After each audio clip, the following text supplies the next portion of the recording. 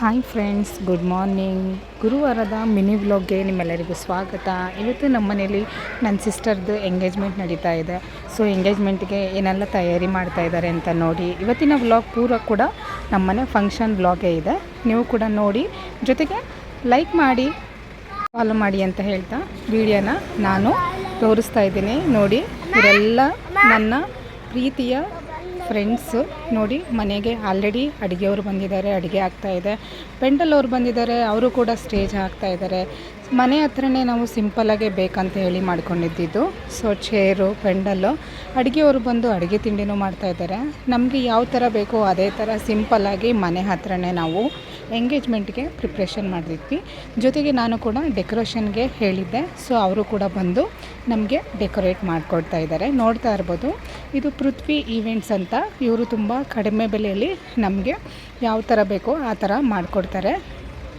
ನಮ್ಮ ಮಾವ, ನಮ್ಮ ಅಣ್ಣ ಎಲ್ಲ ಮಾತಾಡ್ತಾ ಇದ್ದಾರೆ. ನೋಡಿ, ನಮ್ಮ ಸಿಸ್ಟರು ಇವತ್ತು ಎಷ್ಟು ಚೆನ್ನಾಗಿ ಕಾಣ್ತಾ ಇದ್ದಾರೆ ಅಂತ. ಮನೆಯಲ್ಲಿ ಸಂಭ್ರಮ, ಖುಷಿ, ಜೊತೆಗೆ ಇನ್ನು ಹುಡುಗನ ಮನೆಯವ್ರು ಬಂದಿಲ್ಲ ಅಂತ ವೆಯ್ಟ್ ಮಾಡ್ತಾ ಇದ್ದೀವಿ. ಇನ್ನು ಯಾವಾಗ ಬರ್ತಾರೆ, ಶಾಸ್ತ್ರ ಎಲ್ಲ ಯಾವಾಗ ಮಾಡ್ತಾರೆ, ಆಲ್ರೆಡಿ ಸಮಯ ಆಗಿದೆ ಅಂತ ನಮ್ಮ ಮನೇಲಿ ಎಲ್ಲರಿಗೂ ಟೆನ್ಷನ್ ಆಗ್ತಾಯಿತ್ತು. ಅಷ್ಟರಲ್ಲಿ ಹುಡುಗನ ಮನೆಯವರು ಕೂಡ ಬಂದರು. ಅವ್ರಿಗೆ ವೆಲ್ಕಮ್ ಡ್ರಿಂಕು ಕೂಡ ಅರೇಂಜ್ ಮಾಡಿದ್ವಿ. ಅಷ್ಟರಲ್ಲಿ ಮನೆಯವರು ಅವ್ರ ಮನೆಯಿಂದ ಏನೆಲ್ಲ ಸಾಮಾನು ಬೇಕೋ ಅದನ್ನೆಲ್ಲ ತೊಗೊಂಡು ಬಂದಿದ್ದರು.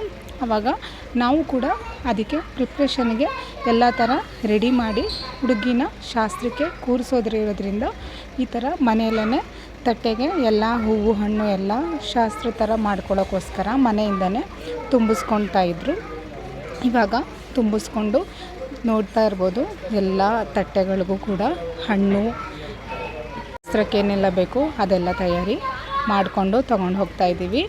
ಇವಾಗ ನೋಡ್ತಾ ಇರ್ಬೋದು, ನಮ್ಮ ಫ್ಯಾಮಿಲಿಲಿ ಇವಳು ಕೂಡ ನೆಕ್ಸ್ಟು ಮ್ಯಾರೇಜ್ ಇದೆ. ಸೊ ಅವಳದು ಕೂಡ ನೆಕ್ಸ್ಟು ನಾವು ಕೂಡ ರೆಡಿ ಆಗ್ತಾ ಇದ್ದೀವಿ.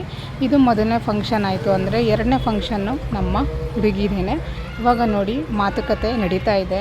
ಇನ್ನು ಇವತ್ತು ಹುಡುಗಿಗೆ ಹುಡುಗನಿಗೆ ಇಷ್ಟ ಇದೆಯಾ, ಏನು ಎತ್ತ ಅಂತೆಲ್ಲ ಶಾಸ್ತ್ರ ಕೇಳ್ತಾ ಇದ್ದಾರೆ.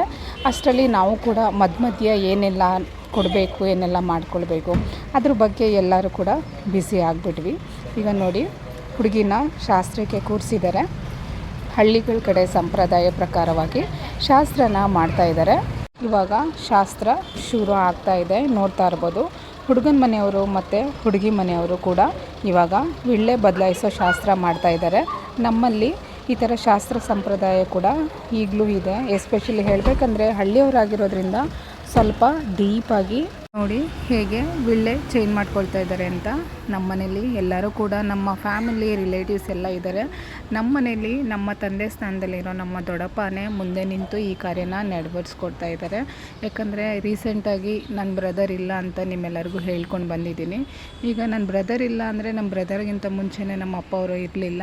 ಸೊ ಹಾಗಾಗಿ ನಮಗೆ ಅಂತ ನಮ್ಮ ಫ್ಯಾಮಿಲಿಲಿ ನಮ್ಮ ದೊಡ್ಡಪ್ಪ ಮತ್ತು ನಮ್ಮ ಅಣ್ಣನೇ ಮುಂದೆ ನಿಂತು ಈ ಶಾಸ್ತ್ರನ ನೆರವೇರಿಸ್ಕೊಟ್ರು. ಸೊ ಇವಾಗ ಯಾವ ಥರ ಅಂದರೆ ಹಳ್ಳಿಯಲ್ಲಿ ಇಷ್ಟೆಲ್ಲ ಮಾಡ್ತಾರೆ ಅಂತ ನನಗೂ ಗೊತ್ತಿರಲಿಲ್ಲ.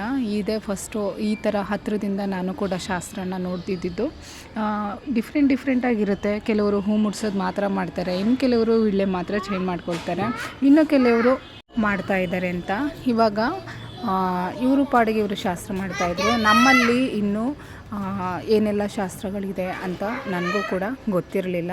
ಸೊ ಇವಾಗ ಸ್ಟೆಪ್ ನನಗೂ ಗೊತ್ತಾಗ್ತಾ ಇದೆ. ಸೊ ನಾನು ಕೂಡ ನಿಮಗೆ ಅದನ್ನು ತೋರಿಸ್ತಾ ಇದ್ದೀನಿ ಅಂತ ಹೇಳ್ತಾ, ಇವಾಗ ಶಾಸ್ತ್ರಗಳಲ್ಲಿ ಇವಾಗ ಅಂದರೆ ಮೇಯ್ನಾಗಿ ಯಾರಿರ್ತಾರೆ, ಊರಿನ ಮುಖಂಡರು ಅಂತ ಅವರು ಇರ್ತಾರಲ್ಲ, ಅವರು ಕೂಡ ಮೊದಲನೇದಾಗಿ ದೀಪ ಹಚ್ಚಿ ಶಾಸ್ತ್ರನ ಮಾಡ್ತಾರಂತೆ. ನಾನು ಇವಾಗಲೇ ನೋಡಿದ್ದು. ಸೊ ಇವ್ರದ್ದು ಶಾಸ್ತ್ರ ಸಂಪ್ರದಾಯ ಏನಿದೆ ಅದನ್ನು ಮುಗಿಸಿದ ನಂತರ ಲೇಡೀಸು ನಮ್ಮ ಕಡೆ ಶಾಸ್ತ್ರ ಮಾಡ್ತಾರೆ. ನಮ್ಮ ಸಿಸ್ಟರ್ ಅಂತೂ ತುಂಬಾ ಟಯರ್ಡ್ ಆಯಿತು. ನನಗೆ ಆ ಏರಿಂಗು, ಆ ಸೆಟ್ಟೆಲ್ಲ ಅವಳಿಗೆ ಅಭ್ಯಾಸ ಇರಲಿಲ್ಲ. ಸೊ ಹಾಗಾಗಿ ಅದು ತುಂಬಾ ವೆಯ್ಟ್ ಇರೋದ್ರಿಂದ ಹಿಂಸೆ ಅನ್ನಿಸ್ತಾಯಿತ್ತು. ಜೊತೆಗೆ ಇನ್ನೂ ಸ್ವಲ್ಪ ಲೇಟ್ ಆಗಿರೋದ್ರಿಂದ ಬೇಗನೆ ನಾವು ಕೂಡ ರೆಡಿ ಆಗಿದ್ವಿ. ಸೊ ಹಾಗಾಗಿ ಅದು ಕೂಡ ಸ್ವಲ್ಪ ಹಿಂಸೆ ಆಗ್ತಾಯಿತ್ತು. ನೋಡಿ, ಇವಾಗ ಹುಡುಗ ಹುಡುಗಿ ಯಾವ ಥರ ಏನು ಒಪ್ಪಿಗೆ ಇದೆಯಾ ಅಂತ ಕೇಳಿ ದೊಡ್ಡವರು ಮಾತಾಡ್ತಾ ಇದ್ದಾರೆ. ಇಬ್ರಿಗೂ ಕೂಡ ಒಪ್ಪಿಗೆ ಇದೆ. ಜೊತೆಗೆ ಇಬ್ರಿಗೂ ಏನು ಕೊಡಬೇಕು, ಏನು ಬಿಡಬೇಕು ಅಂತ ಎಲ್ಲರ ಸಮ್ಮುಖದಲ್ಲೇ ಇದು ಕೂಡ ಮಾತಾಡಿದರು. ಇವಾಗ ಇಬ್ರಿಗೂ ಒಪ್ಪಿಗೆ ಆಯಿತು, ಶಾಸ್ತ್ರನ ಶುರು ಮಾಡ್ತಾರೆ.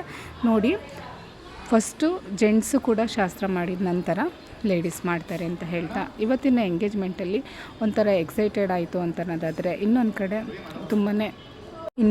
ತುಂಬಾ ಬೇಜಾರಾಯಿತು. ಬೇಜಾರು ಅನ್ನೋದಕ್ಕಿಂತ ಹೆಚ್ಚಾಗಿ ಹೇಳಬೇಕಂದ್ರೆ ಅಳುನೇ ಬರ್ತಾಯಿತ್ತು. ಯಾಕಂದರೆ ನಾನು ಹತ್ರ ನಮ್ಮ ಸಿಸ್ಟರ್ ಕೂಡ ಅಳ್ತಾಳೆ ಅಂತ ಹೇಳಿ ನನಗೆ ನಾನೇ ಸಮಾಧಾನ ಮಾಡ್ಕೊಂಬಿಟ್ಟೆ.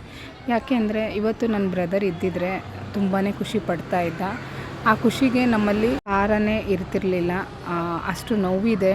ಜೊತೆಗೆ ಅಷ್ಟು ಒಂದು ಕಡೆ ಅವಳಿಗೂ ಮದುವೆ ಫಿಕ್ಸ್ ಆಯಿತು. ಯಾಕಂದರೆ ಒಂದೇ ವರ್ಷದಲ್ಲಿ ನಮಗೆ ಮದುವೆ ಆಯಿತು ಅಂತ ಅನ್ನೋದಾದರೆ ಒಂದೇ ವರ್ಷದಲ್ಲಿ ಮಾಡಬೇಕಿತ್ತು. ಸೊ ಹಾಗಾಗಿ ದೇವ್ರ ದಯೆಯಿಂದ ಒಂದೊಳ್ಳೆ ಕಡೆ ನಮಗೂ ಫಿಕ್ಸ್ ಆಯಿತು.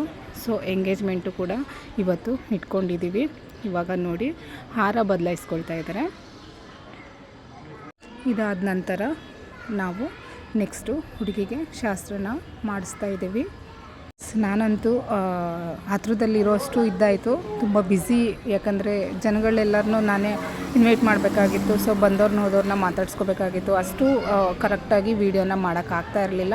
ಸೊ ಬಂದಿದ್ದರಲ್ಲಿ ನನಗೆ ವ್ಲಾಗ್ ಎಷ್ಟು ಬೇಕು ಅಷ್ಟು ಕೂಡ ನಾನು ಮಾಡ್ಕೊಳ್ತಾ ಇದ್ದೆ.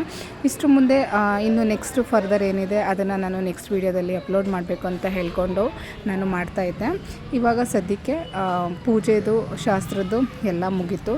ಇವಾಗ ಹುಡುಗಿಗೆ ನೋಡಿ, ಇವಾಗ ಹುಡುಗಿ ಕಡೆಯಿಂದ ಶಾಸ್ತ್ರ ಮಾಡ್ತಾಯಿದ್ದಾರೆ. ಶಾಸ್ತ್ರದ ಜೊತೆಗೆ ನಾವು ಕೂಡ ಸೈಡಲ್ಲಿ ನಿಂತ್ಕೊಂಡು ನೋಡಿಕೊಂಡು ನಗಾಡಿಕೊಂಡು ತಮಾಷೆ ಮಾಡ್ತಾಯಿದ್ವಿ.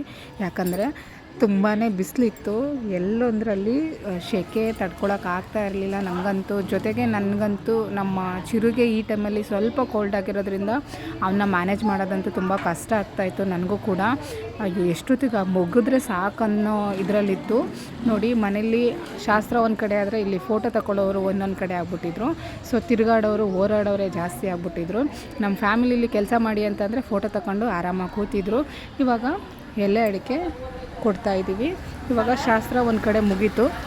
ಇವಾಗ ಕೊನೆಯದಾಗಿ ಹುಡುಗಿಗೆ ಶಾಸ್ತ್ರ ಎಲ್ಲ ಮುಗಿಸಿದ ನಂತರ ಹಾರ ಚೇಂಜ್ ಮಾಡಿಕೊಂಡು ಅದಾದ ನಂತರ ರಿಂಗ್ನ ಎಕ್ಸ್ಚೇಂಜ್ ಮಾಡ್ಕೊಳ್ತಾರೆ. ಇವಾಗ ಶಾಸ್ತ್ರ ಮುಗಿದ ನಂತರ ಎಂಗೇಜ್ಮೆಂಟ್ ಎಲೆ ಅಡಿಕೆನ ಒಂದು ಕಡೆಯಿಂದ ಕೊಡ್ಕೊಂಬರ್ತಾ ಇದ್ದೀವಿ. ಇನ್ನೊಂದು ಕಡೆ ಹುಡುಗಿ ಇವಾಗ ಹಾರನ ಬದಲಾಯಿಸ್ತಾ ಇದ್ದಾರೆ, ನೋಡ್ಬೋದು. ಇದಾದ ನಂತರ ಸ್ಟೇಜ್ನ ಸ್ವಲ್ಪ ಫ್ರೀ ಮಾಡಿಕೊಂಡು ಫೋಟೋ ತೊಗೊಳೋದಕ್ಕೆ ಅರೇಂಜ್ ಮಾಡ್ಕೊಳ್ತಾಯಿದ್ರು. ಇಷ್ಟೇ ಇವತ್ತಿನ ಥರ್ಸ್ಡೇ ಸ್ಪೆಷಲ್ ಮಿನಿ ವ್ಲಾಗ್ ಅಂತಲೇ ಹೇಳ್ಬೋದು. ಯಾಕಂದರೆ ಇದು ಎಂಗೇಜ್ಮೆಂಟ್ ವ್ಲಾಗು. ನಿಮ್ಮೆಲ್ಲರಿಗೂ ಇಷ್ಟ ಆಗಿದೆ ಅಂತ ತಿಳ್ಕೊಳ್ತೀನಿ.